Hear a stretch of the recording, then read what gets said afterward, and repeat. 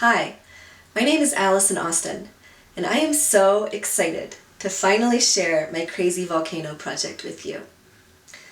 Molten Roots has been a labor of love, about 3 years in the making.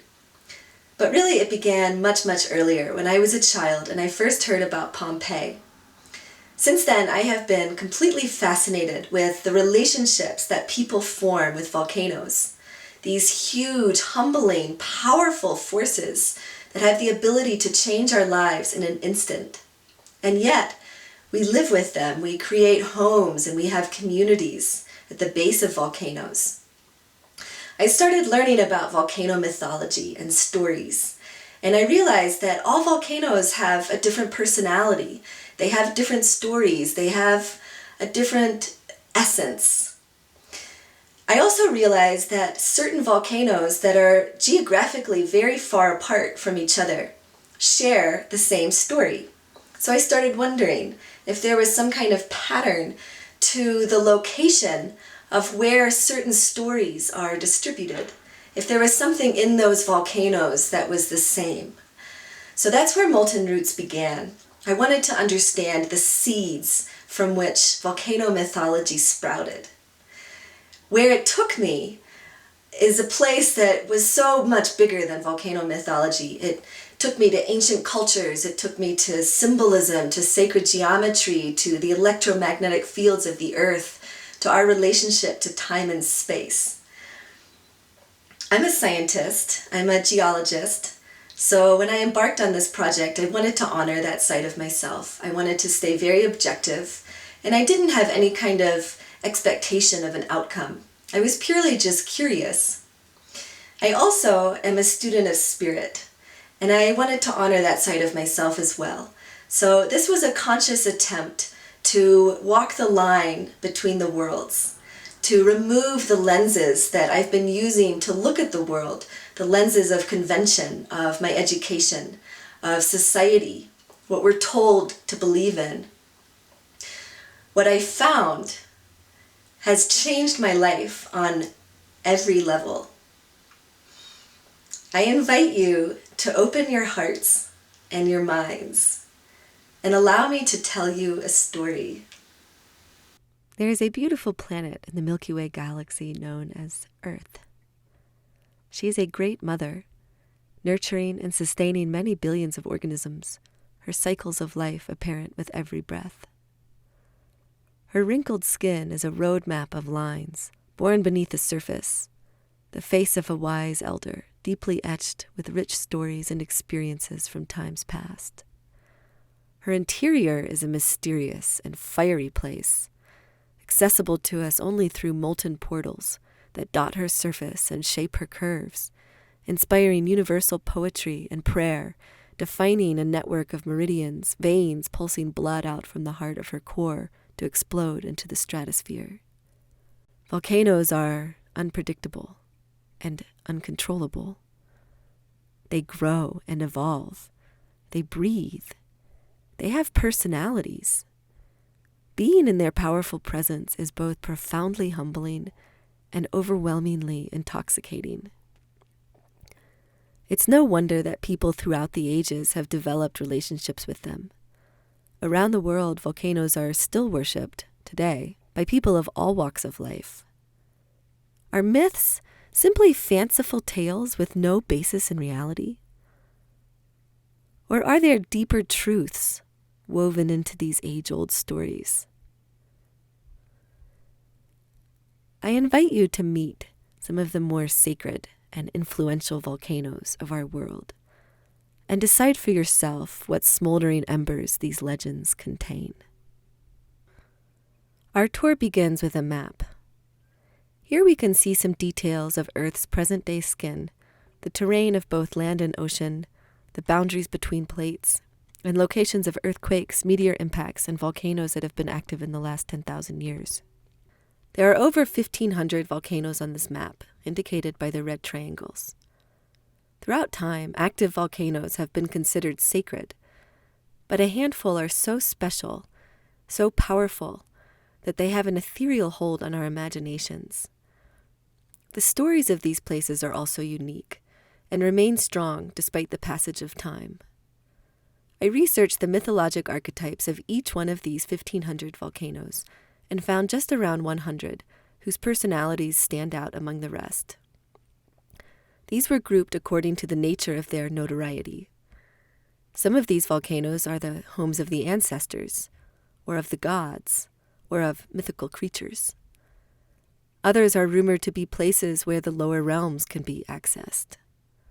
Still others are navels, or world trees, or the birthplace of a culture. The first volcano on our tour is Mount Fuji, the tallest and most sacred volcano in Japan. Visible from Tokyo, her symmetrical beauty is renowned worldwide. The Buddhists consider her summit to be the pinnacle of meditation, a place beyond this world. In the indigenous Shinto religion, Fuji is home to the goddess Sengen, who rewards those pure of heart. Fuji is thought by many to be an axis mundi point, a mystical place where the veil of illusion can be lifted and other dimensions explored. The axis mundi is the central spine of the universe, the world tree, the place of meeting between the physical and spiritual worlds. Mount Fuji last erupted in 1708, but she is waking up again. Recent evidence indicates that very high pressures are building inside her magma chamber, and an eruption appears imminent. Let's move now some 3,000 miles due west, across South Korea and mainland China, to another axis mundi point, the rugged, remote, and mystical Kunlun Mountains on the northwestern boundary of the Tibetan Plateau. At 19,055 feet, Mount Kunlun is the highest volcano in the northern hemisphere. And like her summit shrouded in the clouds, her kingdom is shrouded in mystery.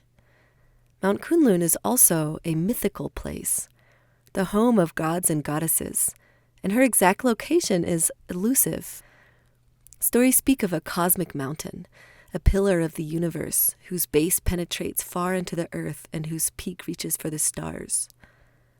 Rumored to be home of the Queen Mother of the West, her lands are a magical paradise where one can indulge in the peaches of immortality and dance between the worlds.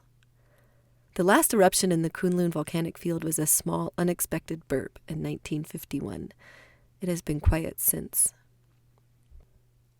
Kunlun is sometimes associated with another elusive and mysterious place, mythical Mount Meru, the central axis of the universe in Buddhist, Hindu, and Jain cosmologies. Mount Meru rises thousands of miles high out of a cosmic ocean. It has its base in hell and its summit in heaven, where enlightened beings live blissfully in a golden city. Many mandalas and temples throughout Asia have been created in the likeness of Mount Meru, to both honor and call in the wisdom of this Shambhala to our physical world. From the Kunlun Mountains, we journey southeast to yet another axis mundi point, Mount Semeru on the island of Java, one of the most sacred volcanoes in Indonesia, whose name and mythology are also linked to mythical Mount Meru. Continually active since 1967, Mount Semeru is said to be a dwelling place of deities, created once upon a time when the Hindu god Shiva ordered that a piece of Mount Meru be used to anchor Java, which was floating around and shaking profusely, causing problems to the local inhabitants. These three volcanoes share the unique, powerful, and enduring legend as being places to transcend dimensions through a cosmic axis. Together they form a nearly perfect, downward-facing equilateral triangle parallel to the equator, which we will call the axis mundi triangle. The equilateral triangle is an ancient symbol of wholeness and stability for many religions and spiritual traditions, and the downward-facing triangle historically symbolizes the divine feminine and the element water. Some other sacred volcanoes that live on our axis mundi triangle include Mount Ontake and Mount Haku, which complete the holiest trinity of Japanese sacred volcanoes along with Mount Fuji. Mount Apo, the highest volcano in the Philippines, means grandfather and is said to be the home of the ancestors. It's still worshipped today as a place to connect with those who have come before us. Sacred Canloan volcano of Sugar Island is the most active in the Philippines. And at the southern tip of our triangle, Mount Semeru is very close to the highly active frequently photographed holy mountain, Tenggere Caldera. We find some other noteworthy places on our axis Mundi triangle. Along the center axis, almost exactly halfway between Mount Fuji and Mount Kunlun, is Xi'an, the ancient capital of China, famous for its high concentration of pyramids, including the legendary Great White Pyramid that is rumored to be 1,000 feet high, twice the height of the Great Pyramid of Giza. We also find the largest concentration of standing stone dolmens in the whole world on the South Korean peninsula. These megaliths are several thousand years old, ancient sacred places used to connect with the divine source. On the South Korean coast is the Cheomseong-dae Astronomical Observatory, the oldest of its kind in East Asia, built by prophetic Queen Seondeok 1,300 years ago. Its stupa shape is said to represent Mount Meru, with the stargazing platform focused in the heavens beyond the mythical summit. There is also Mount Everest, the tallest mountain in the world, as well as Mount Kailash, the most sacred mountain to 500 million people in Asia. Its 4 pyramidal commanding faces are oriented to the 4 directions, each birthing a major river, including the sacred Ganges that flows through India. Mount Kailash, also home to the Hindu gods Shiva and Parvati, is said to be a physical piece of Mount Meru, a rare window into the grandest of mountains, peeking through the veil into our physical world, endowing us with the spiritual riches from places beyond.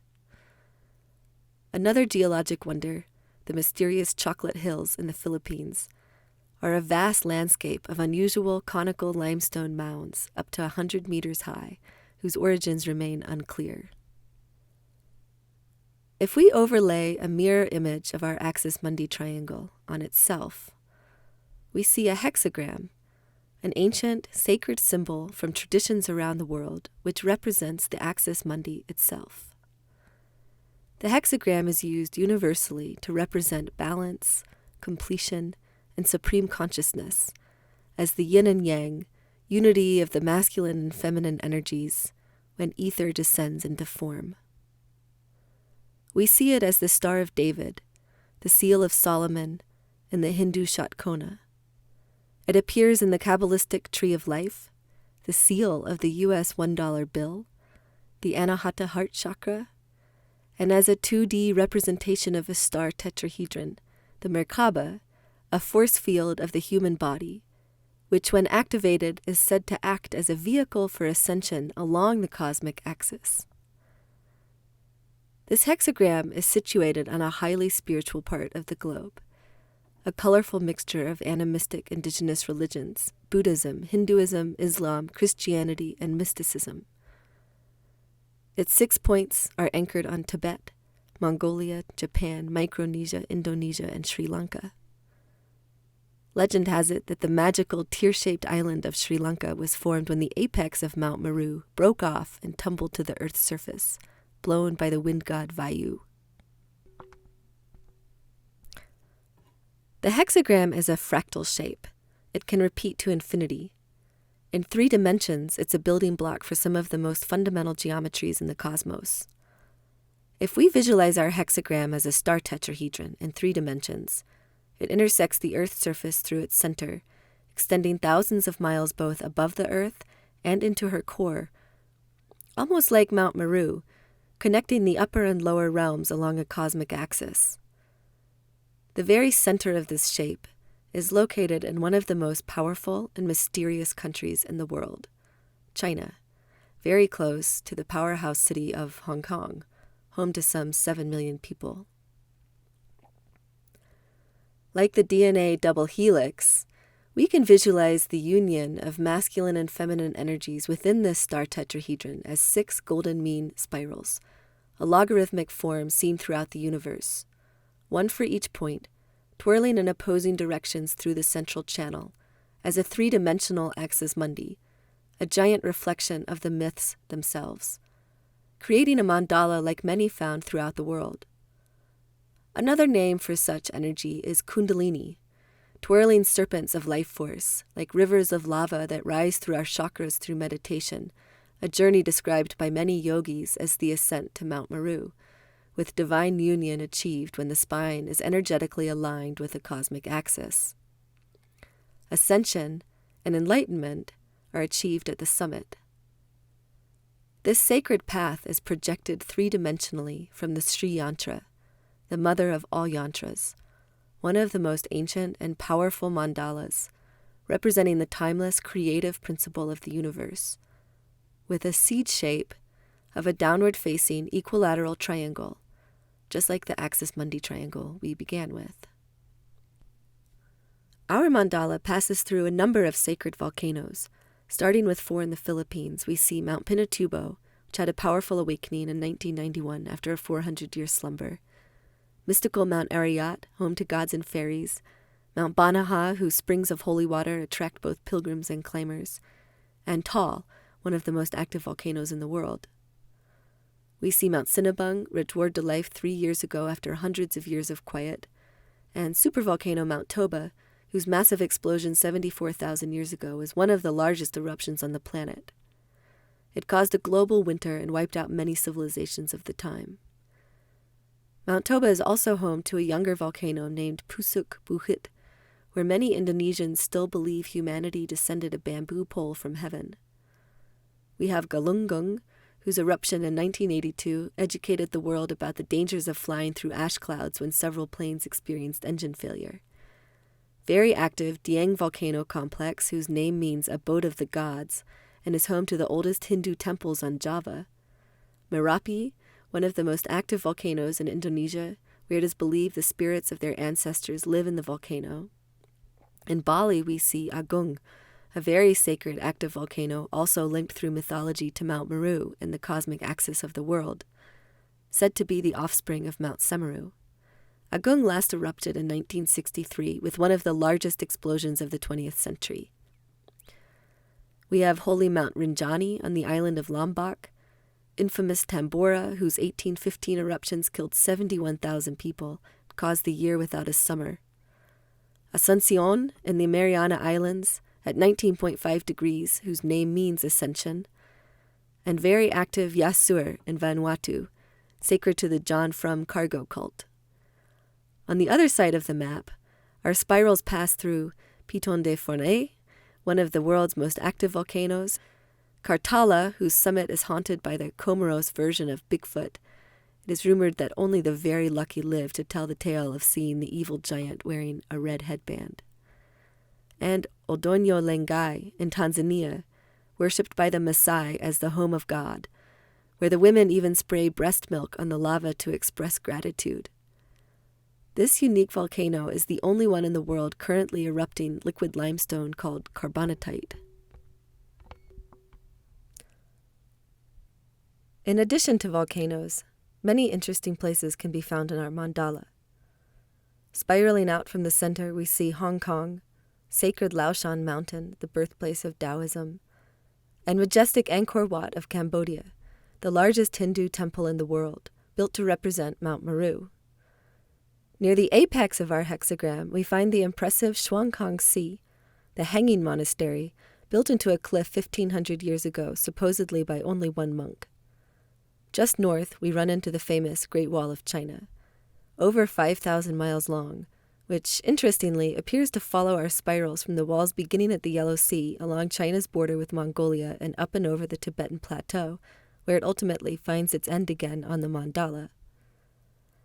Beijing, China's capital, with its forbidden city and opulent temples, rich history and 19 million inhabitants, lies nestled between the Great Wall, the Axis Mundi hexagram, and the mandala. Moving into Mongolia near the southern end of Lake Baikal, we encounter the region's highest concentration of elaborately carved mysterious standing stones, the Murun deer stones, estimated to be several thousand years old. On the shores of Lake Baikal, the world's oldest and deepest freshwater sea, we find Ulkorn Island, home to the gods and birthplace of legendary Genghis Khan. Shamans still gather here to harness its special powers. Moving east to the Russian coast, we find twin pyramids of the exact same height, Brat and Sestra, brother and sister, which stand as sentinels over the city of Vladivostok. It has been long debated whether these pyramids are constructed or natural features. Locals claim they are ancient, built by long-gone ancestors, and a plague of bad weather was blamed on the destruction of one of these pyramids by a local mining company.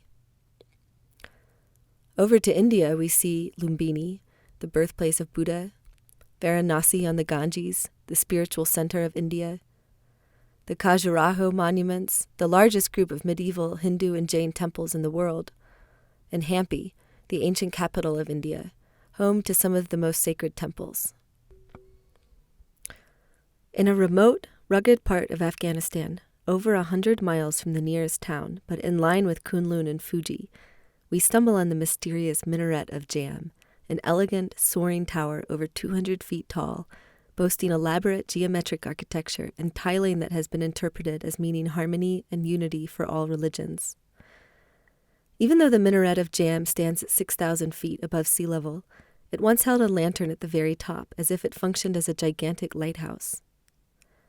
Returning south to Java, we find 6,500-year-old Gunung Padang, the largest megalithic site in Southeast Asia, with terraced structures reminiscent of Machu Picchu. Borobudur Temple, the largest Buddhist monument in the world, was built as a 3D pyramid-shaped mandala of the universe, with a spiraling staircase that leads to the heavens. The creators and purpose of this unique monument remain unknown. Nearby, we find equally puzzling Candi Suku Pyramid, the only pyramid in Indonesia which was built in a Mayan style and boasts detailed carvings and sculptures. Here, at the root of our axis mundi hexagram, like the base of the spine of our cosmic mountain, we find an unusual pyramid whose theme is divine union, represented in part by a chalice formed from a downward-pointing equilateral triangle. The entrance to Candi Suk is guarded by two giant tortoises, an ancient symbol for the base of the world. Many traditions refer to the world as traveling on the back of a turtle, symbolizing a higher consciousness of Earth itself. It is also interesting to note that if we bored straight through the center of the Earth from Java, we would emerge in the Mayan lands of South America. Our mandala intersects the axis mundi hexagram at Mount Kailash as we move west into Iran, where we encounter the Ganbad Equabus Tower, a masterpiece of a tomb built 1,000 years ago using impressive sacred geometry. We see Tehran, the capital of Iran, Al-Hijr in Saudi Arabia, also known as Hegra, an ancient city built into the cliffs several thousand years ago, and Zabid at the mouth of the Red Sea, at an ancient cultural crossroads, long a center for disseminating Islamic knowledge. Along the shores of Lake Victoria, the largest lake in Africa, we find the Serengeti, home of the largest terrestrial mammal migration in the world, and the Kasubi tombs in Uganda, the major spiritual center of the Baganda nation, a special place where communion with the spirits is still possible. Tucked on the mandala just outside our hexagram is a notorious area of sea known as the Devil's Triangle. This smaller version of the Bermuda Triangle is also known for mysterious disappearances and strange occurrences. We find that if we take the exact dimensions of our axis mundi triangle, shrink it by just over 2/3, rotate it 26 degrees, the same number of vertebrae as our inner spine, and place it halfway around the world in line with its unrotated top, also at 26 degrees north latitude, we have the Bermuda Triangle in the Atlantic Ocean. Like a paranormal crown of the cosmic backbone, the enigmatic Bermuda Triangle is shrouded in legend. At its westernmost corner, we find the intriguing geometric underwater rock formations of Bimini Road, which some believe are man-made relics from mythical Atlantis. We also find the mind-boggling Coral Castle, built secretly by a 100-pound Latvian immigrant named Ed Lietskalainen in the 1940s, who claims to have learned the secrets of the ancient pyramids, as he deftly maneuvered and carved blocks of limestone that weighed up to 30 tons each, without assistance or modern machinery.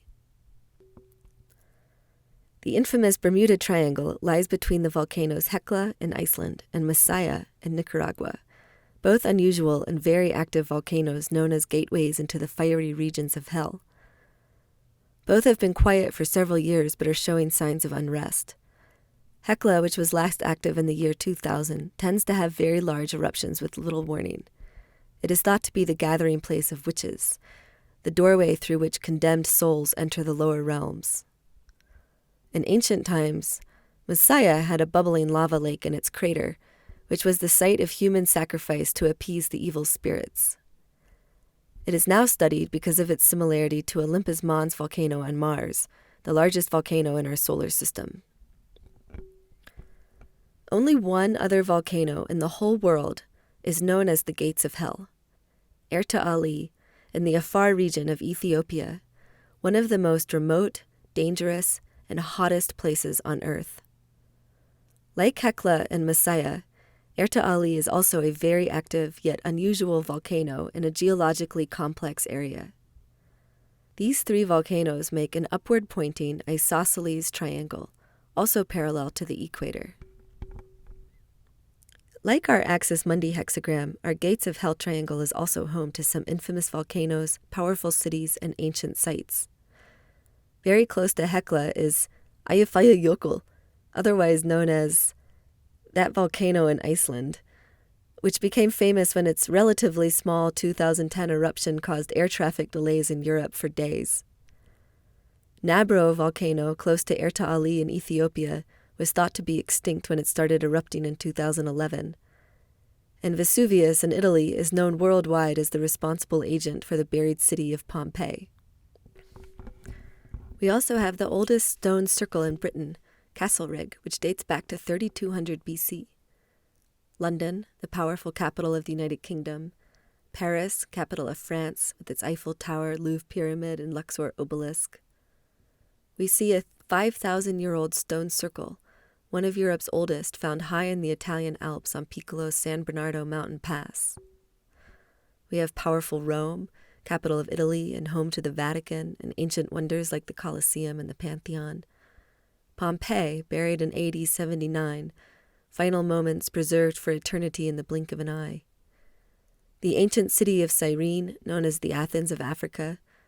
The ancient trade and cultural metropolis of Axum in Ethiopia, full of giant obelisks, castles, and tombs. A mere 100 miles northwest from Erta Ali, Axum locals claim that they have been the guardians of the mysterious Ark of the Covenant since before Jesus' time. Near the center axis of our Gates of Hell triangle, we find a high concentration of some of the most well-preserved and famous megalithic stone circles in Africa, known as Senegambia. And in South America, we find Ciudad Perdida in Colombia, an ancient city older than Machu Picchu, only discovered by the Western world in the early 1970s. We have now found two triangles on the Earth's surface, parallel to the equator, one equilateral and one isosceles, both created by volcanoes that share mythologic archetypes, connecting ancient sites and powerful cities. What does this mean? Does it mean anything? Is it all just coincidence? If it's not just coincidence, what do these shapes represent? One of the first things we notice is that these triangles do not account for the curvature of the Earth's surface. When we make that correction to the Gates of Hell triangle, the Bermuda Triangle is now anchored on its 3 points, and the resulting shape looks very similar to a Vesica Piscis cut in half, one of the most ancient symbols of duality arising from unity, the intersection of two circles, a space which holds the mythical seeds of creation and sacred geometry. Inscribed in the center of our Vesica Piscis is an eye, symbolic of a higher consciousness watching over the continual unfolding of the cosmos. When we invert our image, we see a stretched-out Vesica Piscis, as if it's growing along the mid-Atlantic ridge that runs through its center, a symbol of the original birth, which happens to coincide with a major axis of continual creation on our Earth's surface, a place where new land is being spilled onto the ocean floor on a daily basis as Europe and Africa move away from the Americas. Just for fun, let's explore this Vesica Piscis. Near the center axis, just above the inner ellipse, inside the Gates of Hell triangle, we find the Canary Islands. Teide is the youngest volcano in the center of Tenerife Island and the highest point above sea level in the Atlantic Ocean. It uniquely shares both mythologic archetypes we've explored so far. The ancient Guanche people considered Tiedi to be both a gateway to the underworld and a cosmic axis, whose summit held up the sky. It was called Echaidi, which means hell, rumored to be home of evil devil Guayota, who once kidnapped the sun and fled with it into the depths of the volcano. A furious fight with Akamon, the supreme god, ensued. Akamon eventually won, returned the sun, and as punishment locked Guayota away inside the crater for eternity. In addition to legends, the Guanche people also left behind several mysterious step pyramids near the town of Guimar, also built in a Mayan style. Near Tenerife is the volcanic island of Hierro, which came back to life in 2011 after at least 200 years of quiet. Near Masaya in Nicaragua, we find the mythical and sacred Ometepe Island, home to the twin volcanoes Maderas and Concepcion, Nicaragua's highest and most active. Slightly farther south is sacred Arana volcano in Costa Rica, home to the god of fire, a perfect cone that has been active since 1968 after 400 years of dormancy. Costa Rica is also home to several hundred mysterious, perfectly carved stone spheres that range in size from centimeters to meters.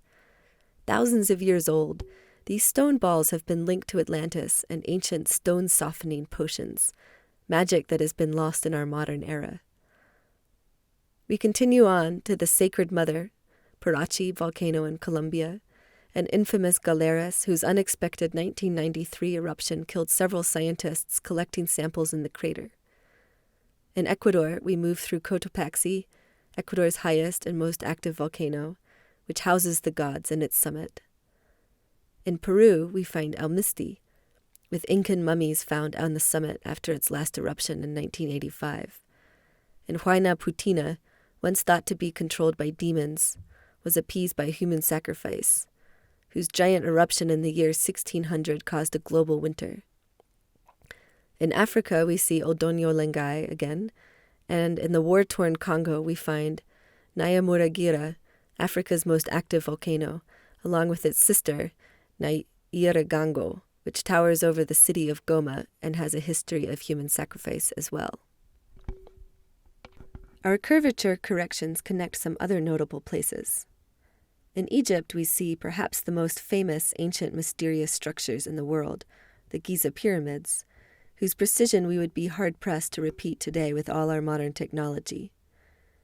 Also in Egypt, we find the highly concentrated Meroe pyramids, more than 200 of them, many in ruins, relics from the bygone Kush kingdom. Our line passes through Vienna, the capital of Austria, Gösek's Circle, a Neolithic observatory in Germany, the best preserved in the region.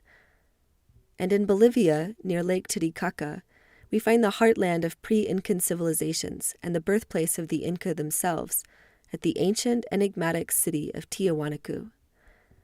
Thought to be one of the oldest cities in the world, this impressive site is found on a plateau 13,000 feet high and includes pyramids and temples constructed out of huge blocks that were quarried 40 kilometers away and hauled up the side of a mountain to be masterfully carved and perfectly pieced together with laser-sharp precision of carved joints requiring no mortar.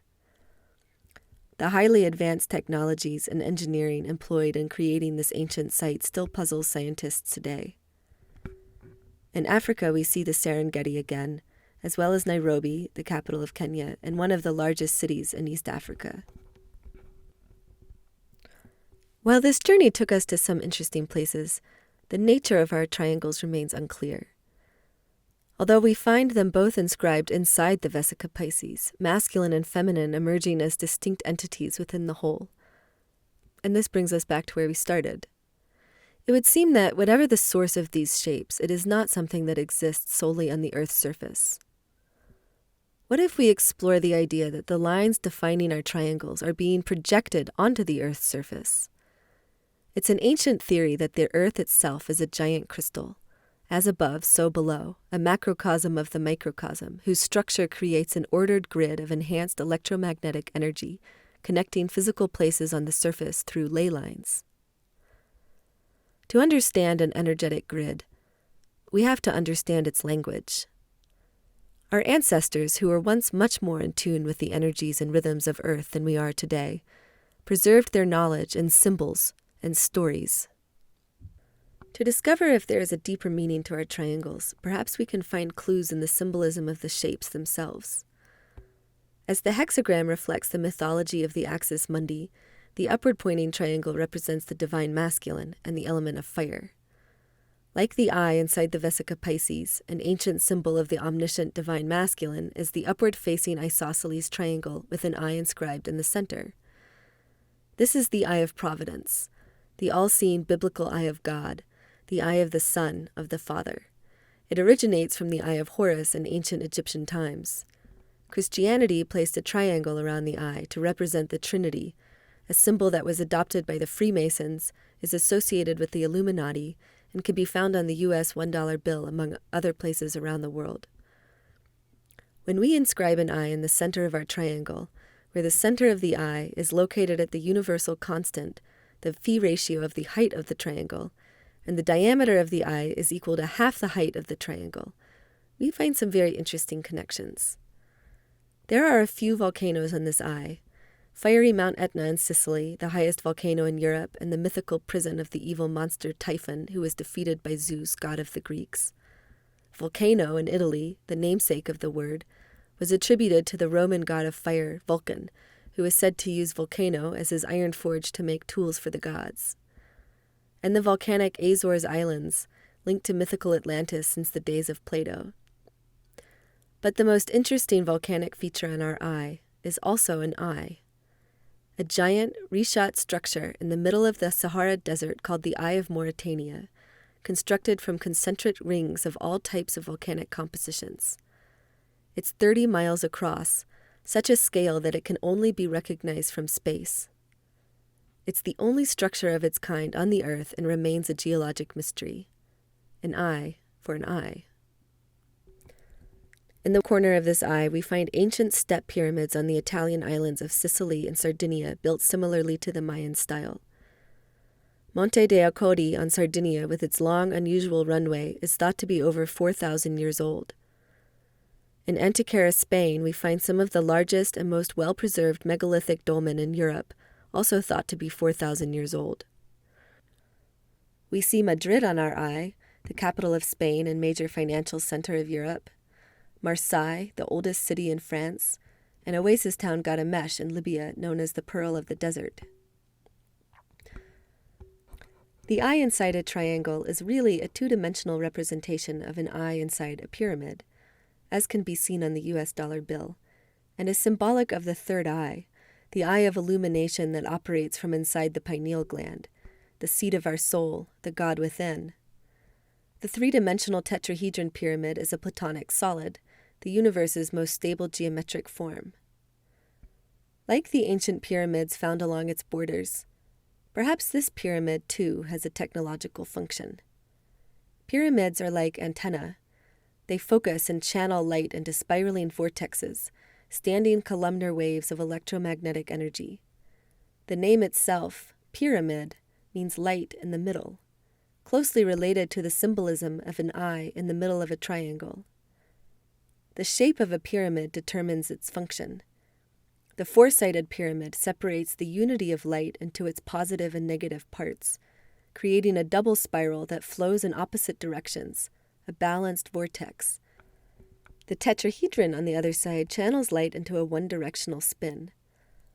Like the mandala emanating from our star tetrahedron, we can also envision our gates of hell tetrahedron with a spiral of energy. To determine the direction of its spin, let's look at the volcanoes that define it. Hekla, Erta Ali, and Messiah all share an interesting morphology, an elongated, broad profile made up of nested craters. When we draw lines along the axis of each volcano, we find that they point in a counterclockwise direction. This is a fitting flow, as the counterclockwise spin is thought to represent the transmission of masculine energy from the sun. A set of 3 golden mean spirals, one for each face of our tetrahedron, emanating from the center of the eye, symbolizes this spiraling flow of energy. Although there are infinite numbers of options for our spirals, we will determine their position by anchoring them on the volcanoes that define our tetrahedron.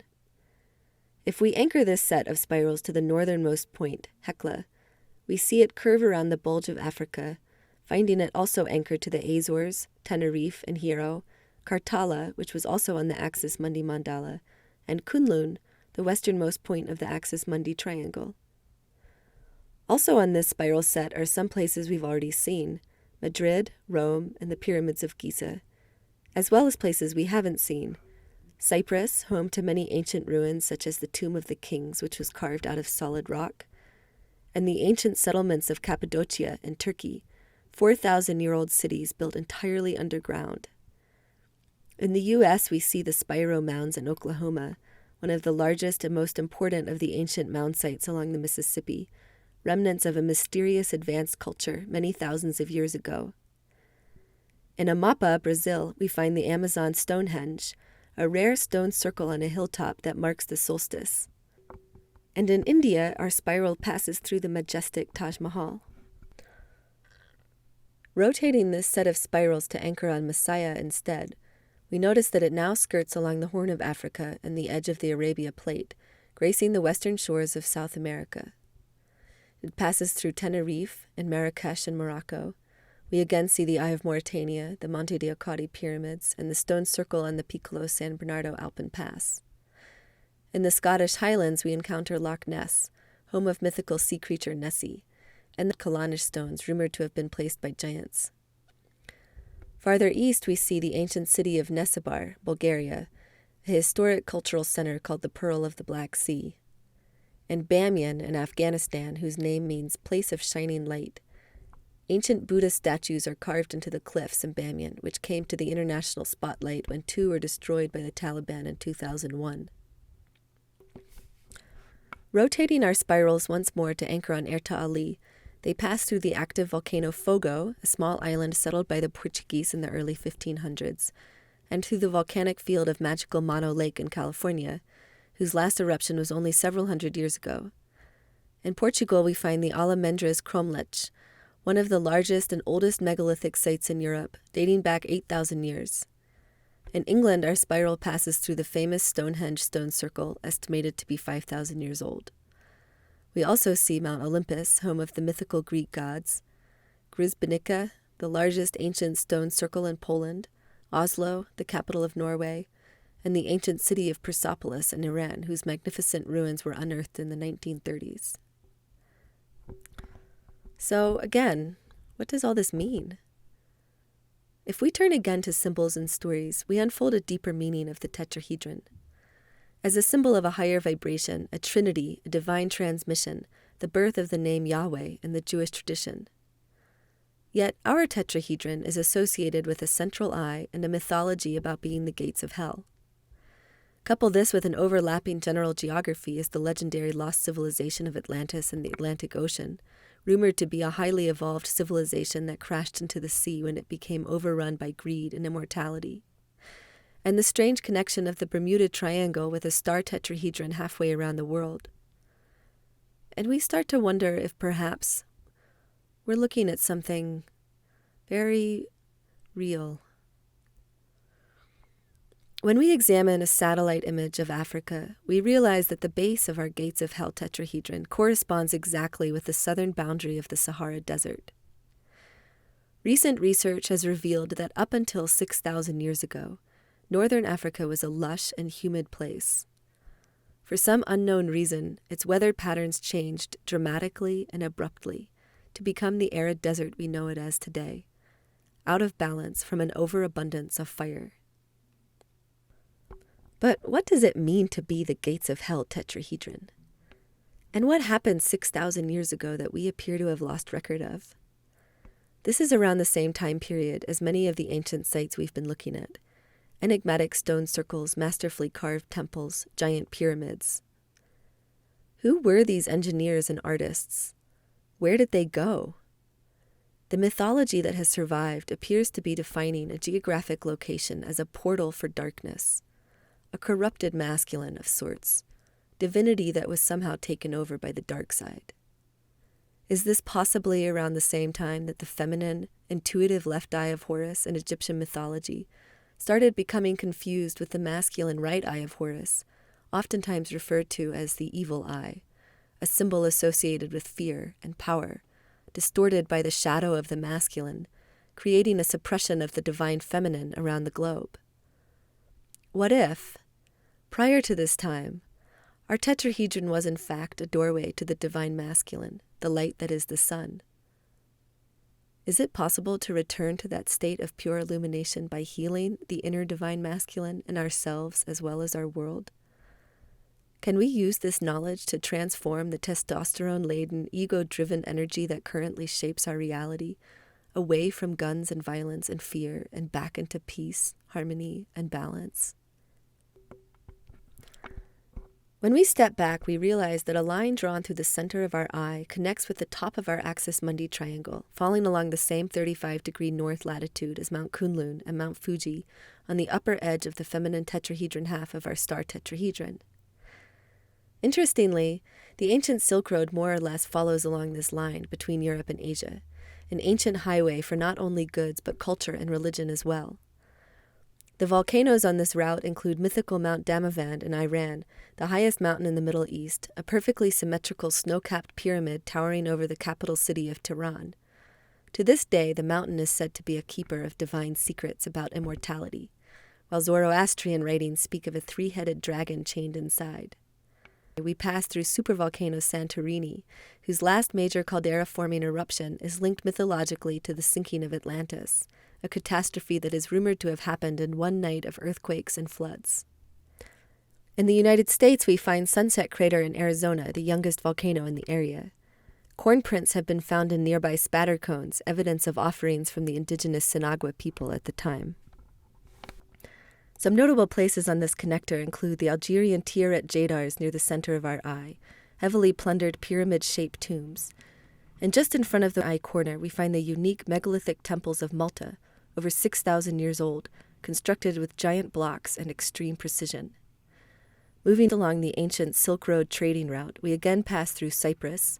We see Palmyra, Syria, a crossroads oasis in the desert that was one of the most important cultural centers at the turn of the millennium. Nineveh, Iraq, one of the oldest and greatest ancient cities and religious centers for Ishtar, fertility goddess of war, love, and sex. Tehran at the base of Mount Damavand, and Bamiyan in Afghanistan again, the place of shining light. Traveling out of the eye and across the Atlantic Ocean, we essentially continue along Interstate 40 across the southern United States. We pass through Asheville, North Carolina, long considered a vortex location of enhanced energy nestled in the Appalachian Mountains. We move through several ancient mound sites, including the Shiloh Mounds in Tennessee and the Toltec Mounds in Arkansas. Continuing on through the southern part of the Colorado Plateau, we find ourselves at the last standing, oldest surviving living pueblo in the American Southwest, the Zuni Pueblo. We pass through another famous vortex town, Sedona, with its nearby ruins, including Montezuma's castle that the Sinagua people built into a cliff. And we find Las Vegas, Sin City, with its own famous pyramid, the Luxor Hotel and Casino.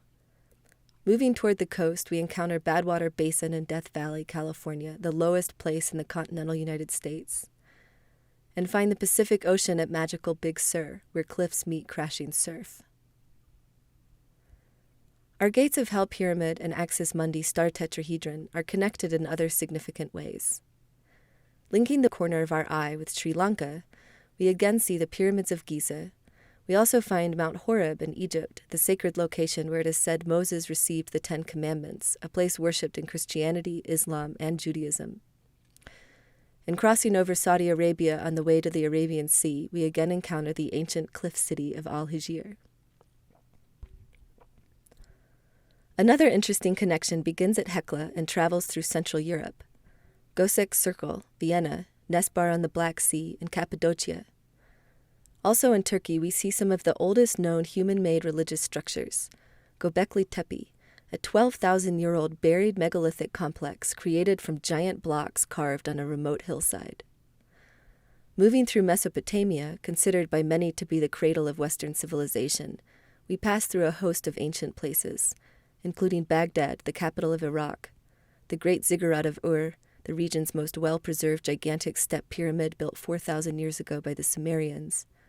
And across the Persian Gulf, we find Boomtown, Dubai, the glittering city of the United Arab Emirates, before crossing over the Arabian Sea to connect with the Axis Mundi star tetrahedron at Sri Lanka. These two connections from the Gates of Hell tetrahedron to the Axis Mundi star tetrahedron sandwich the western boundary of the Arabia Plate with the Mediterranean Sea, just north from the Red Sea. This isolated plate boundary moves through some of the world's longest inhabited, most politically volatile, spiritually significant lands, including the tumultuous Gaza Strip. Slightly inland, we find Petra in Jordan. Thousands of years old, this world wonder is famous for its elaborate architecture as giant temples carved straight into the cliffs. Just north, we find the holy city of Jerusalem and capital of Israel. Further north still, we pass through Baalbek in Lebanon, also several thousand years old and elegantly crafted with massive blocks, fit together with remarkable precision. The bottom of our eye in the center of our Gates of Hell tetrahedron falls at 19.5 degrees north, one of those cosmically significant latitudes where interesting phenomena are found throughout the solar system. Neptune's great dark spot, Jupiter's great red spot, Olympus Mons on Mars, the tallest volcano in the solar system. The 19.5 degree latitude is the plane of intersection of an inverted tetrahedron inside a sphere, a geometry that is linked to enhanced energy at the intersection points. On Earth, the 19.5 degree latitude passes through several volcanoes. We see Pico de Orizaba, the highest volcano in North America and home to the feathered serpent Quetzalcoatl. Slightly west, towering over Mexico City, we find Popocatépetl, whose name means smoking mountain. Popo is considered a deity with connections to the heavens, nicknamed Don Gregorio, and is still revered by people of all walks of life. Further west is the infamous Paricutin, a cinder cone that began erupting into a cornfield in 1943. And nearby is unpredictable and feared Colima.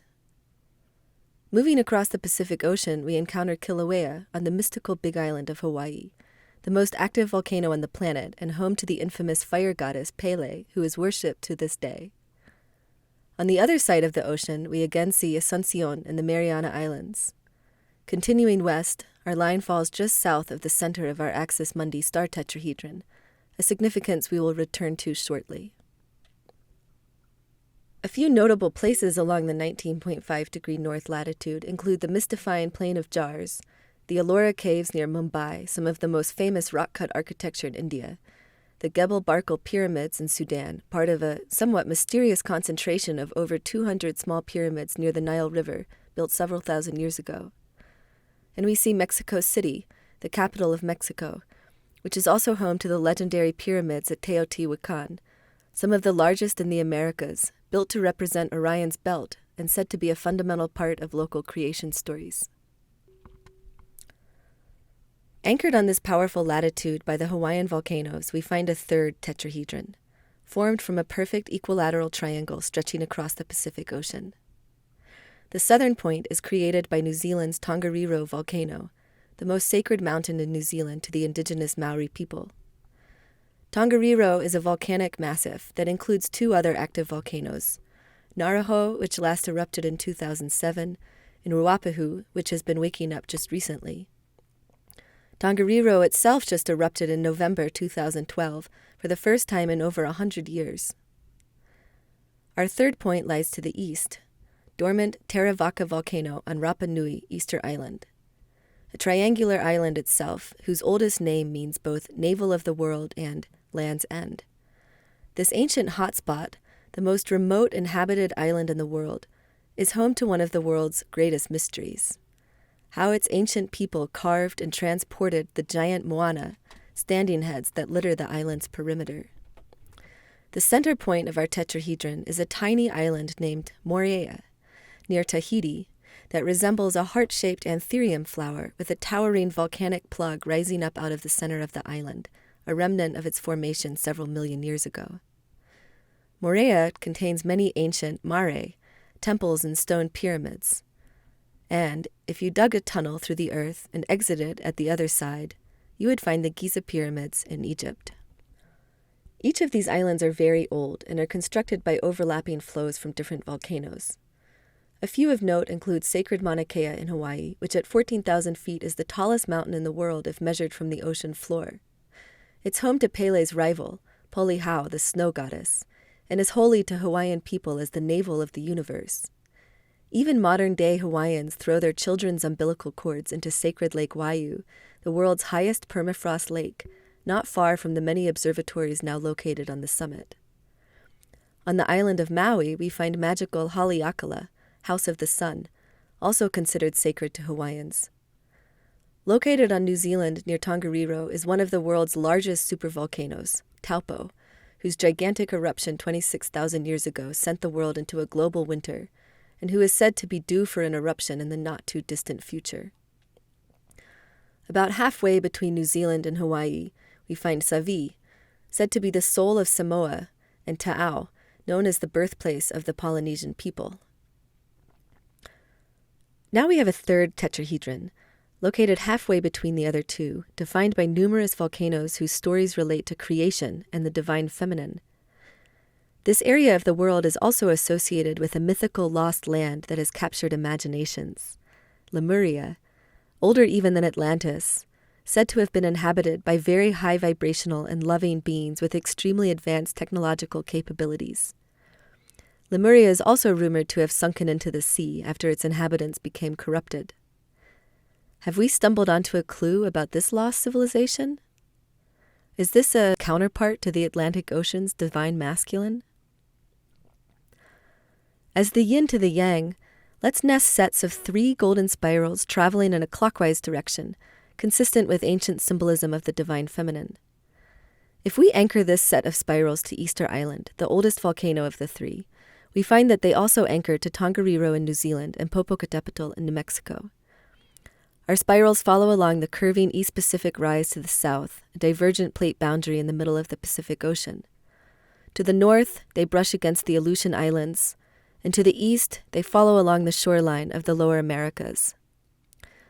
Our spiral first encounters the shores of Mexico at Las Labradas Beach, where several thousand-year-old spiral-dominant petroglyphs were carved into beach rocks by ancient Toltecs. This unique site is the only place where beach petroglyphs are found in all of the Americas. We move through Mexico City, home to the ancient site of Teotihuacan, and slightly south, the Great Pyramid of Cholula. On the coast of Peru, we encounter more pyramids at Piura, estimated to be several thousand years old, yet only discovered and unearthed in 2008 by construction crews. Moving south through Peru, we find the intricately carved adobe city of Chanchan and the heavily weathered step pyramids at Pachacamac. Outside of nearby Cusco, we find the mysterious Nazca lines, giant curving animal shapes etched into the desert. Nearby is the equally puzzling Band of Holes, an ancient site consisting of almost 7,000 human-sized holes bored into the side of a mountain. Close to the Nazca lines are several sites from pre-Incan times, architectural masterpieces with astronomical observatories, fortresses, and temples, and complex water management, crafted using gigantic blocks that fit together like puzzle pieces, routinely hauled miles from their quarried sites. Places like Machu Picchu, Ollantaytambo, and Sacsayhuaman have left indelible marks on our imaginations and ideas about the civilizations of the past. Cusco itself was the ancient capital of the Incas, a magical city said to be the navel of the world. From here, our spiral again crosses the ocean, encountering Chile on the other side, where we find another mysterious site, El Enladriado, a large plateau where giant basaltic stones appeared to be laid out in a kind of grid, rumored to be left behind from a civilization of giants in the past. If we rotate our spirals to anchor on Masaya, we find several other sacred volcanoes. Iconic San Salvador and El Salvador, which last erupted in 1917. In Costa Rica, we again see mystical and sacred Ometepe Island, the largest volcanic island inside a freshwater lake in the world, as well as Arenal. And in Peru, we again see the majestic El Misti and feared Huayna On the other side of the ocean, we find the very active Uluwun of Papua New Guinea, known locally as the Father. Nearby Rabaul volcano, known as the Mother, is equally active and dangerous. In Alaska, we pass through the Ukenrek Mar volcanoes, which were built in 10 days in 1977, giving the modern world the first chance to witness these particularly explosive eruptions which happen when magma encounters groundwater. Some notable sites on this set of spirals include the ancient Mayan jungle city of Palenque, with its grand pyramids and elaborate construction, the mysterious city of Tiahuanacu in Bolivia on the shores of Lake Titicaca, and the Las Menjiras Park in Argentina, a hillside of huge carved granite standing stones that are thousands of years old, decorated with geometric and animal designs such as snakes and cats. Rotating our set of spirals again to anchor on Mount Fuji, we also passed through the volcanoes Savi and Chokai in Japan, a gigantic symmetrical mountain composed of two overlapping volcanoes. Sacred in the indigenous Shinto religion, Chokai last erupted in 1974. In California, we found Mount Shasta, which last erupted 200 years ago. Shasta is the most sacred and mythical peak in the Cascades. The mountain is central to the creation myths of several Native American tribes and is said to be the home of the Great Spirit. Modern lore spins tales of the peaks housing an underground city of highly advanced beings who made the volcano their home after Lemuria sank into the depths of the Pacific Ocean. Continuing southeast across the United States, we first encounter Black Rock City, home to the infamous annual Burning Man Festival, and Salt Lake City, headquarters of the rapidly growing Mormon religion. We continue across the top of the Colorado Plateau, a place of geologic mystery and wonder, through the city of Denver, and then across several ancient earthwork mound sites in the southeast, the Toltec Mounds in Arkansas, Spiro Mounds in Oklahoma, Moundville in Alabama, and the Crystal River Mounds in Florida. The mysterious mound builder cultures in North America date back at least 5,000 years, yet little is known about them, though they left evidence scattered throughout the United States. It appears that many mound sites also served an astronomical role, yet the questions of why the mounds were built, by whom, and why they were abandoned remain unanswered. We also crossed through the Bermuda Triangle in the Dominican Republic and into the Amazon jungle in Brazil. Rotating our spirals once more to anchor on Hawaii, we move through several places of interest. Tofua in the Tongan Islands, where oral tradition speaks of the volcanic islands being fished out of the sea by the gods. The most recent eruption caught the attention of the world in 2009 when an underwater volcano began exploding very close to the most populated island of Tonga Tapu. In Indonesia, we find Luwotolo, which started rumbling again in 2012 after 350 years of dormancy. We pass through the Philippine Four, Taal, Ariat, Pinatubo, and Banahaw. Near Seattle, Washington, we find Mount Baker, known as the Bride of the Pacific because of her white glacial robes. We also see the cities of Vancouver in Canada and Washington, D.C., the capital of the United States. We then pass through the apex of the Bermuda Triangle into the Atlantic Ocean. On the other side of the world, we encounter the famous rock monolith, Ayers Rock, that rises out of the middle of the Australian outback, also known as Uluru, the sacred place of creation and Aboriginal dreamtime. If we draw a line from Moorea, the center of our creation tetrahedron, through Ta'au and Savi, the birthplace and soul of the Polynesians, we find that it anchors on the Axis Mundi star tetrahedron at Sri Lanka. On this line, we again see Uluwun in Vanuatu, and in Papua New Guinea we see Umboy, home to the mythical nocturnal dragon called the Ropen, which is said to glow when it flies. Karkar near Papua New Guinea, and again Toba and Sinabung in Indonesia. Other noteworthy places on this line include the Pule Mele Mounds in Savi, the largest and oldest terraced pyramid structures in Polynesia, the cryptic and grown-over Kelebit megaliths in Borneo, in a place that first heard about the modern world in 1944, in Kuala Lumpur, the Malaysian boomtown and capital that was born from a muddy riverbank in the 1880s. If we mirror this connection, reflecting a symmetrical line east across the Pacific, we find that it travels across the Yucatan to anchor on the eye of the Gates of Hell tetrahedron. Brushing against the tip of Florida in the western corner of the Bermuda Triangle at Bimini Road as it travels through El Chichon, a small forested volcano in Chiapas that was thought to be dormant until it roared to life 30 years ago. In the Yucatan, we also come across the ancient Mayan ruins of Palenque and the famous Chichen Itza pyramid, Kulkukan. Connecting Moorea with Hawaii also goes through Shishalden, perhaps the most symmetrical, completely snow-covered mountain on Earth. This remote, frequently active volcano is known as the lighthouse, the mountain that points the way when lost. If we extend the lowermost margin of our creation tetrahedron from Tongariro through Easter Island, we discover another connection to the Axis Mundi star tetrahedron, a byway that is anchored on Sri Lanka from the opposite direction. This line passes again through the African volcanoes Nyamuragira and Nyiragongo, through the Serengeti and Nairobi. We've already seen that the center of the eye on the Gates of Hell tetrahedron is on the same 35-degree north latitude as Fuji and Kunlun of the Axis Mundi star tetrahedron, and that the base of the eye is the same 19.5-degree north latitude as Hawaii of the creation tetrahedron.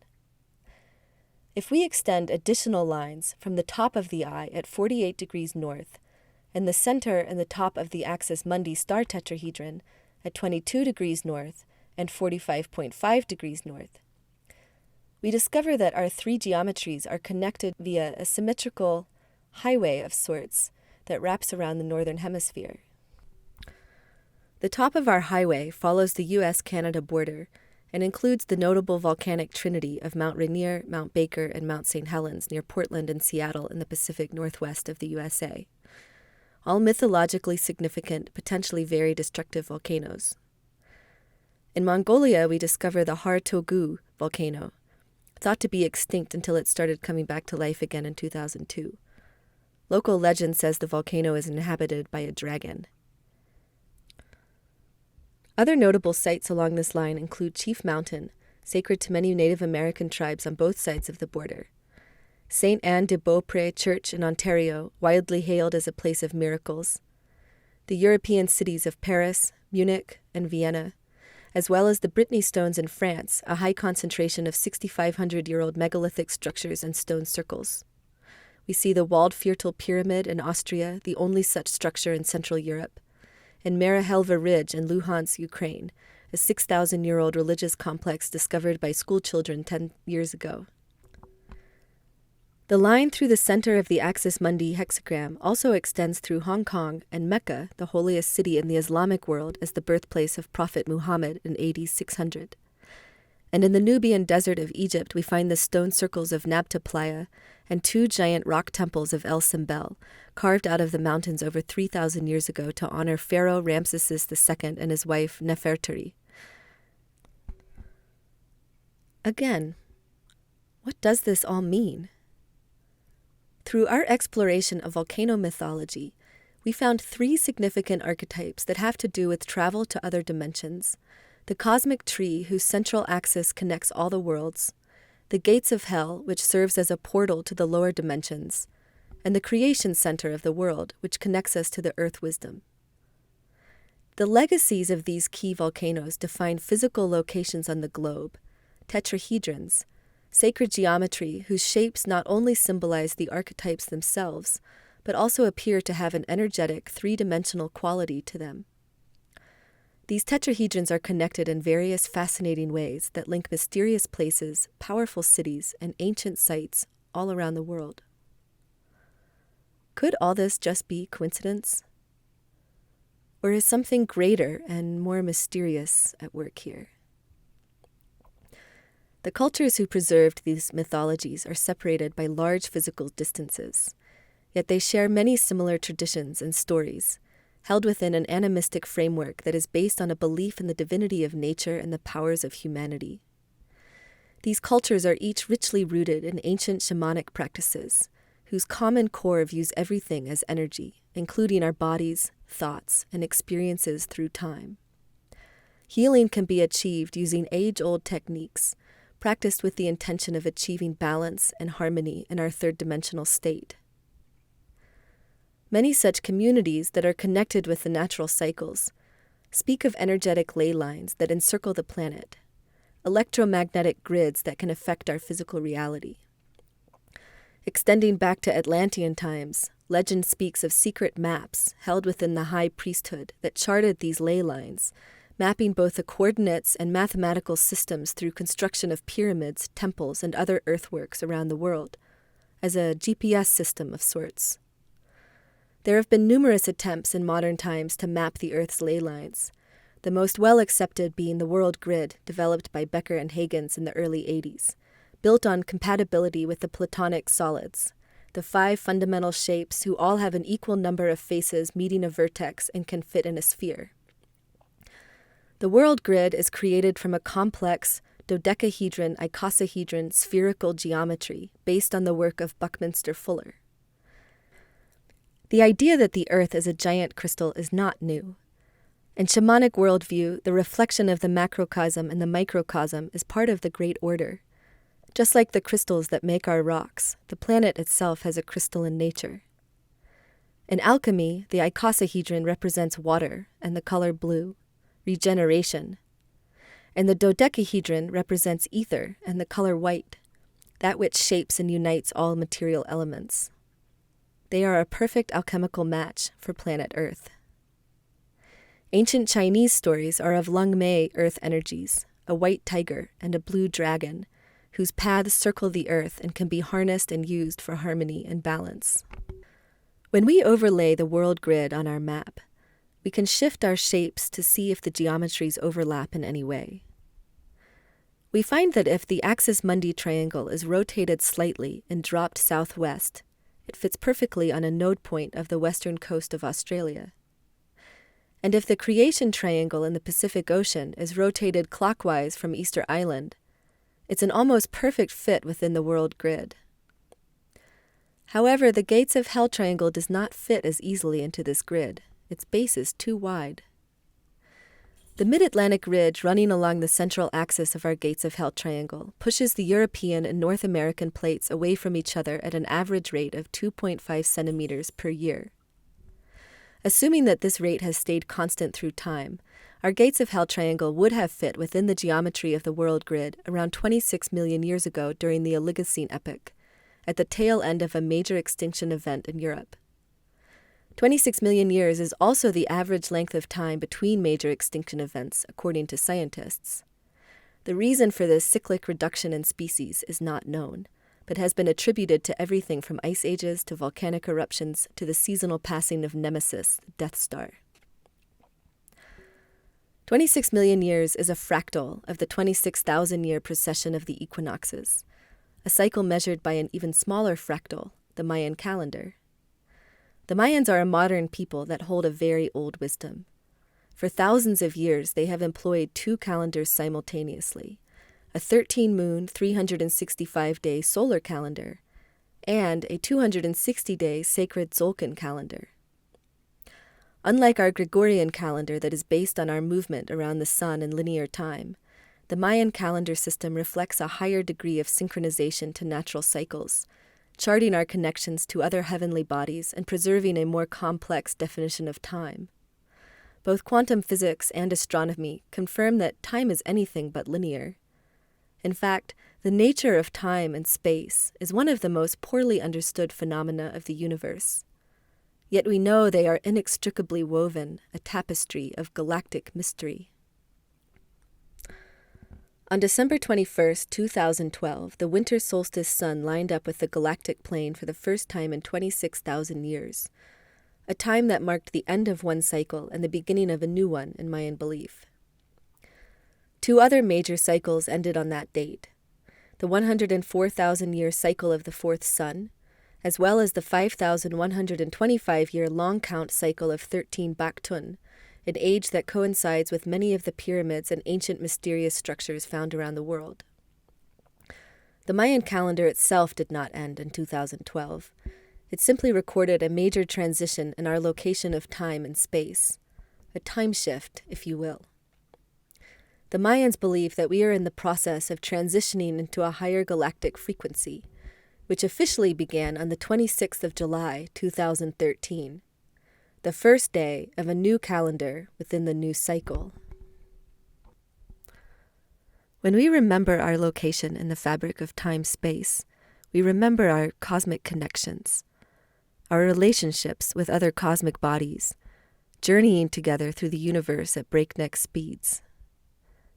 Life on Earth is a precarious balance, maintained through a multitude of protective mechanisms. One of the most important is our magnetic field. Flowing through the poles to create a toroid-shaped cocoon, the Earth's outermost layer shields us from the solar radiation blasting our planet at 400 kilometers a second. It's really an electromagnetic field, created by constantly flowing molten rock in the Earth's core. Magma is an iron-rich, charged liquid, whose movement creates both an electric current and a magnetic field. The two are fundamentally inseparable, feeding each other into what scientists call a self-sustaining dynamo. In a sense, the core of the Earth is like her central nervous system, sending out a frequency that extends into the cosmos, interacting with galactic fields that exist at our farthest reaches. Some of the magma from the core travels in stationary, narrow streams to erupt at the surface in places like Hawaii, Iceland, the Azores, Easter Island, and Ethiopia, among many others. These unique volcanoes are called hotspots, and are unlike the majority of volcanoes, which have much shallower magma sources from subduction of one plate under another. Hotspots are places where the location of eruption has remained the same throughout time, despite movement of the plates on the surface. For example, old remnants from the Hawaiian hotspot can be seen extending northwest, tracking the movement of the Pacific plate for the last 80 million years. We don't actually know how old this hotspot is because evidence is currently being subducted under the Aleutian Trench. Some of the most sought-after hotspot eruptive products are called kimberlites, ancient rocks that host our world's supply of diamonds. This type of unusual and mysterious volcano no longer erupts, having left only evidence in the form of unusual craters and eroded necks that magma once punched rapidly and violently through tectonically stable areas from a very deep source. If we examine the locations of kimberlite volcanoes, we find that they correlate with the Vesica Pisces shape we explored earlier, adapted here to a different map projection. The oldest kimberlites date back 320 million years ago, exploding through the center of supercontinent Pangaea. So it would seem that kimberlites are connected both to an ancient symbol of creation, as well as to the birth of the continents as we know them. The central kimberlite axis also corresponds with the western edge of what scientists call a large low-velocity shear province, an LLVSP, basically a huge, very hot area in the center of the Earth called a pile that floats on top of the core. We know of two such ultra-hot zones, this one under Africa and one under the Pacific Ocean. In the middle of the Pacific, two piles are colliding to make an ultra-low velocity shear zone, creating the Samoan hotspot, which we recognize as the exit point of our creation tetrahedron and the soul of the Polynesians. It stands to reason that these hotspots must create an internal grid of enhanced electromagnetic energy, veins of sorts that are constantly carrying information from the unseen depths of our planet to the surface. These volcanoes have the unique ability to project energy from the center of the Earth into the far reaches of our atmosphere through their eruptions. Could the hotspot network somehow regulate our magnetic field? Without a magnetic field, life on Earth could not exist. We would quickly succumb to the solar winds, becoming like Mars, who once had oceans and an atmosphere, volcanoes, and a stronger magnetic field than ours. This evidence is preserved in ancient lava flows, whose mineralogy allows us to measure the strength and direction of the magnetic field through time. On Earth, the best data set we have to evaluate past changes in our magnetic field is the Hawaiian hotspot. And it turns out that our magnetosphere is inherently unstable. Every 250,000 years on average, our magnetic field switches directions, an erratic phenomenon called a pole shift, whose mechanism and timing is poorly understood. When a pole shift happens, the magnetic field temporarily decreases to zero, a situation that is sure to have consequences for life as we know it. The last pole shift was 780,000 years ago, which means we are overdue for another one, and recent research indicates our magnetic field is rapidly and alarmingly decreasing, with localized reversals already happening in the South Atlantic. The most common way we measure the fluctuating magnetic field is by magnetic declination, the degree that magnetic north deviates from true north. Magnetic declination is changing all the time, as the North and South poles skate across the polar ice caps at rates up to 55 kilometers a year. When we look at changes in magnetic declination over the last 400 years, we can see the dance of the magnetic field with time. When we overlay our tetrahedrons onto this map, we start to wonder if perhaps they are related. Watching the zero lines in particular, the places where magnetic and true north are the same, we notice some interesting relationships. One zero line always stays anchored on the axis Mundi star tetrahedron, yet skirts around it as if watching water flow across a shallow river bottom, ebbing and flowing as the magnetic field flows through the center of the Earth, out from the South Pole around and back into the North Pole. On the other side of the world, the zero line settles in North America, gradually steepening the gradient over the creation tetrahedron in the Pacific Ocean. Our tetrahedrons are anchored by hotspot volcanoes. Does magnetic declination somehow chart the flow of electromagnetic energy being generated by these channels of magma rising from the core of the Earth? When we add the two LLSVP zones we talked about earlier, those continent-sized masses of particularly hot magma that float around the top of the core, the possibility grows of a connection between the molten interior topographies of the Earth to our hotspot tetrahedrons and the magnetic field. Magnetic main field intensity is a measurement of the Earth's total magnetism as measured from the surface, a combined field that results from both interior processes and solar winds, ionized currents that are constantly blasting our planet. In a sense, the main field intensity is a measurement of how the center of our planet communicates with the sun, which also fits with NASA's recent discovery that dozens of portals a day spontaneously open inside our magnetosphere, allowing solar energy to flow freely into our atmosphere. We again see a connection when we overlay our tetrahedrons, most notably in the localized highs and lows that occur around the axis Mundi star tetrahedron, and the broad low that occurs between the gates of hell and creation tetrahedrons. Is it a coincidence that the magnetic field deflects solar radiation way out in the far reaches of our planet, while basaltic rock deflects radiation here on the surface? Do the hotspots that define our three tetrahedrons also define some kind of electromagnetic frequency that influences the envelope of life we inhabit? There are clues being presented all the time. One such clue can be found in a crop circle, those mysterious formations of elaborate geometry that appear overnight in fields, largely attributed to attempts by extraterrestrials to communicate with us. In 1991, a crop circle appeared in a field near Barbary Castle in the UK, known as the mother of all crop circles. A tetrahedron was superimposed with an ancient symbol, a circle surrounded by two rings, and three different circle-based shapes were attached to the corners. There was a small but noticeable kink in the western side of the tetrahedron. Although this crop circle tetrahedron is slightly narrower than our creation tetrahedron, when we anchor the center of the upper circle on our oldest active hotspot, Hawaii at 19.5 degrees, and align the two along their bases, we find that this notch corresponds with the line connecting Moorea with Sri Lanka, the exit point of the creation tetrahedron that is the birthplace and soul of the Polynesians, which we also just saw corresponds with the hottest location of the core. The three corner shapes of this crop circle are also related to creation.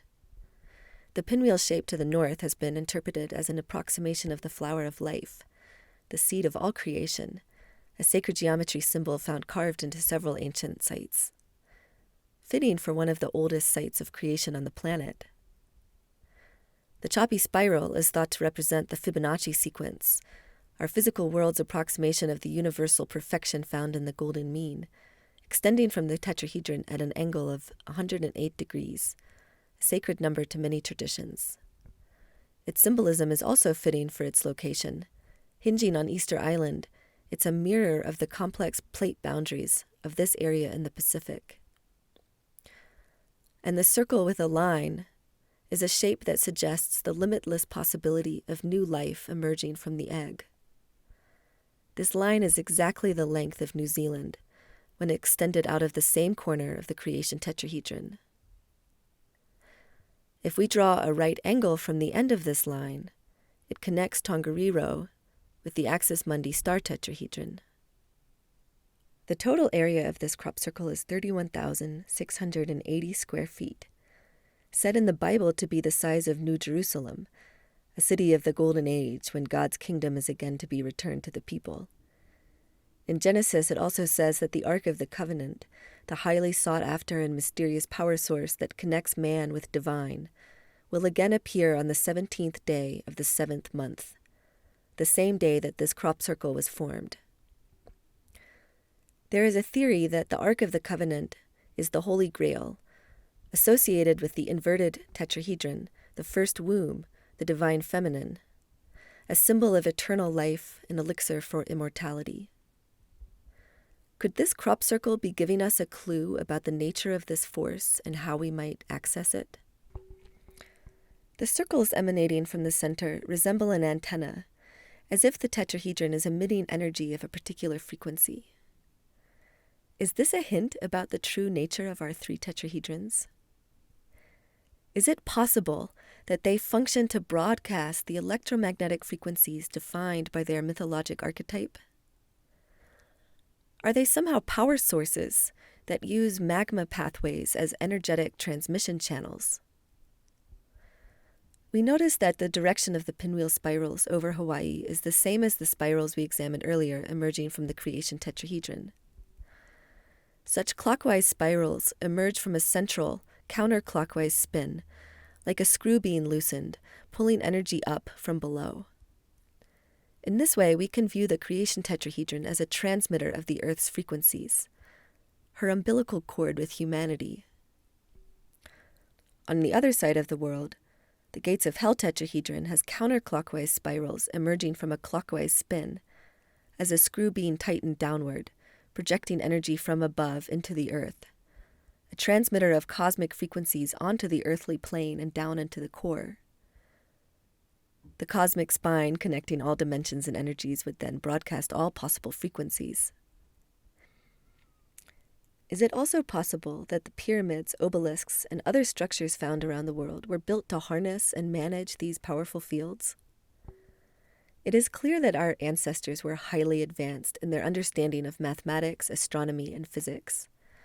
5,000 years ago, they were employing unfathomably complex engineering to create architectural masterpieces that still stand today. What was the true function of these places? There is a clear link between many of these ancient sites and celestial alignments. It is also thought that properly aligned geometric structures such as pyramids will harmonize with the cosmic forces, creating a force field whose power is available for direction and use by the Earth's inhabitants. Could we have found a map to the Earth's energies that our ancestors once understood how to navigate and tap into? Or, again, is this all just a coincidence and fanciful thinking? Or could we be witnessing a meeting of modern science and ancient knowledge, both of which are speaking the same truths with very different languages? In legend, the energies spiraling around the planet are often separated into their masculine and feminine parts. There is a well-known map on the internet called the Planetary Chakra Map that does just that. Just as we humans have chakras within our bodies, the Earth too is thought to have chakras that regulate the flow of masculine and feminine energies within. It is not clear how this map came to be, but when we overlay it onto our map, we find that it correlates with the thermal anomalies, the LLSVPs, at the core of the Earth. The ley lines of the chakra map follow contours of cooler material that surround the hotter LLSVPs, like an infinity symbol of energy circulating around the most fiery parts of the Earth's interior. The intersection of the masculine and feminine ley lines in South America at the second chakra corresponds with an unusual geoid anomaly at the same location, a localized measurement of spherical displacement at the surface of the Earth. The only other geoid anomalies correlate with the LLSVPs below. If we drew a line through the center of the Earth from this location in Bolivia, we would emerge near the center of our Axis Mundi star tetrahedron. It is also said that this location in Bolivia is the new home of the Earth's Kundalini energies after a recent move from the mountains of Tibet. When we overlay our tetrahedrons with a chakra map, we find that, again, the Axis Mundi and creation tetrahedrons fit perfectly within this flow, but the gates of hell tetrahedron does not seem to be as aligned.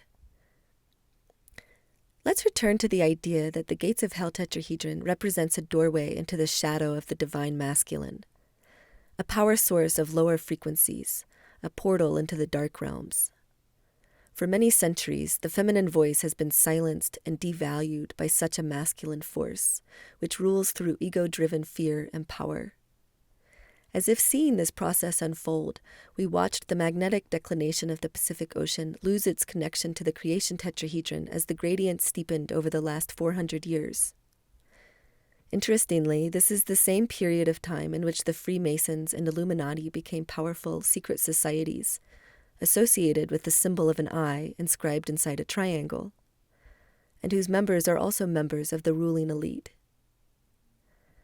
This is also the same period of time in which Europe and the United States emerged as leaders in global affairs, influencing standards, spirituality, and thought patterns around the world. Could this symbol point to the source of their power? Do our tetrahedrons function somehow to affect our collective consciousness? Electromagnetic frequencies emitted by our tetrahedrons would be powerful enough to encircle the globe as a worldwide grid of a particular transmission. As beings of energy, we would be profoundly affected by such transmissions. We are intimately connected to the rhythms of the Earth. The envelope of atmosphere we inhabit between the crust and the ionosphere pulsates with a frequency required by our brains to function properly. Called the Schumann resonance, this vibration is like the heartbeat of the Earth and is even stimulated in space for astronauts. In the 1940s, Nikola Tesla discovered that by using an antenna to tap into the Schumann resonance, he could generate limitless free energy, sustainable broadcast power that any device could use to function. For many years, the Schumann resonance was a steady 7.83 hertz, but there is evidence that it has been increasing, almost doubling, in recent years. We are also connected to the magnetic field through magnetite and cryptochrome proteins in our cells, which regulate our internal compass and circadian rhythms, the same mechanisms that allow animals to follow migration patterns every year. So as the Earth's magnetic field is weakening, her heartbeat is quickening, and we feel these changing electromagnetic fields through our bodies. Our bodies connect us to the Earth's molten core. Everything we experience, see, touch, taste, feel, is energy. Our illnesses are energy. Our thoughts are energy. Our happiness is energy. Everything within us is vibrating and can be projected out as electrical impulses, frequencies that interact with the frequencies around us. As we evolve in technology and consciousness, the frequencies around us are also changing. We have introduced powerful yet invisible man-made electromagnetic fields into our sphere, cell phone towers and wireless internet, airport scanners and Bluetooth, low-frequency radio waves that affect us just as much as the animal populations they are threatening, whose lifeline to the Earth's vibration is being disrupted. Facilities like HAARP blast the ionosphere with directed radio waves, energy that has the potential to change the weather and even cause earthquakes. Undoubtedly, this kind of manipulation is affecting the Earth's background frequencies. There is a very real shift happening in this world as we gallop headfirst toward the brink of catastrophe. We are being forced to remember our connection with our Mother Earth, to find balance between the masculine and feminine elements. We recognize that our salvation as a species is dependent on our ability to help heal our relationship with her natural cycles. Perhaps it is time to start looking to our ancestors for help in navigating this precarious situation. Through their stories, we find energetic links to the past, currents across the rivers of time that can help us in steering the rapids of change. Our tetrahedrons affirm the value of mythology. Nestled within the otherworldly tales that define their creation are mysterious secrets about our universe. Their stories are mirrored in their shapes. They fit in the world grid, align with mantle topography, appear to affect the magnetic field, correlate with the Earth's chakras, and quite possibly have had an impact on the world's geography, culture, politics, and history. They are also geographically connected to 3 great mythical lost civilizations: Atlantis, the divine masculine; Lemuria, the divine feminine; and Mount Meru, the spine of the universe. It seems that these tetrahedrons are 3-dimensional, real places, source points of enhanced electromagnetic energy, broadcasting frequencies that may even impact our collective consciousness. If the Earth has a pulse, then surely magma is her blood, the rhythm of her beating heart, the dance to which our own lives are created, felt in every volcanic crater, every unfolding flower, every blinking eye. It would seem that ancient cultures once shared a unified vision of an energetic component to the Earth that we have largely forgotten in our modern hustle and bustle. What unknown forces are operating in the center of the Earth? How do we again begin to understand and communicate with the powerful electromagnetic fields of our planet? The way of science is exemplified by a facility in Geneva, Switzerland that is experimenting with the very fabric of space-time. CERN is the world's largest proton accelerator, a 27-kilometer circumference circle 100 meters underground that initiates particle collisions at nearly the speed of light. This process creates a charged ring that generates a magnetic field strong enough to interact with the Earth's magnetic field. There are many unknowns in these experiments, and director Sergio Bertolucci has been quoted as saying, "Out of this door might come something, or we might send something through it." CERN also happens to be located right on the gates of hell tetrahedron. As science pushes the boundaries of our understanding of the natural world is pushing back. We are being called to expand our awareness and capabilities, to broaden our definition of science and our perceived limitations of technology. We are being called to again learn to speak the universal language of the heart, to hear the voices of indigenous communities, to connect ancient and modern wisdom, to create a different reality. In alchemy, the tetrahedron is associated with fire. As we light the Kundalini fire within us, we connect with the fire of the earth, her energy rising through us as serpents of magma rise from the core, the primordial vibrations that lead us through the darkness. The dark goddesses, such as Pele of Hawaii, are associated with fire, with destruction and rebirth, reminding us that our mother can be wrathful as well as embracing. It's through individually reconnecting with her that we can collectively move from the shadow of the masculine back to the womb of the divine feminine, letting go of the fear of wrath to embrace the beauty within it. By tuning into this higher vibration through conscious intention, the creation frequency of love, gratitude, and abundance, we connect with her transmission to us, tipping the scales to achieve a more balanced, sustainable relationship with our planet.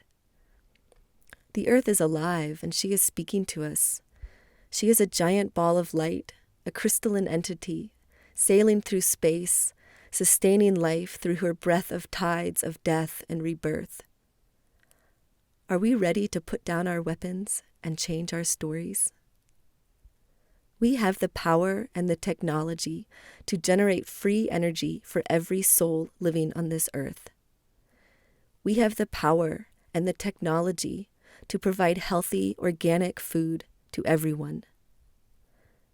We have the power to heal our waterways and our airways, our ecosystems and our bodies. We have limitless power, accessible from the center of our hearts, a lotus that contains all the information ever seeded in the universe. In this time of change, this shift of ages, we are faced with infinite possibility, the very definition of creation. We are being called to learn how to truly love ourselves, and then we are being called to see ourselves reflected everywhere. A new golden age is possible only when we align our free will with the highest possible collective good, giving voice again to the earth. We are being called to change our ways, to look at our shadows, our self-defeating patterns, our addictions, and the wounded child inside us. It's time to embrace and integrate the darkness, to consciously transmute fear into love, to heal the divide between masculine and feminine, old and new. It's time for us to truly understand on a cellular level that we are integrated, intertwined, eternal beings of divine energy, boundless and endless. It's time to remember just how powerful we actually are when we are fueled by light and love.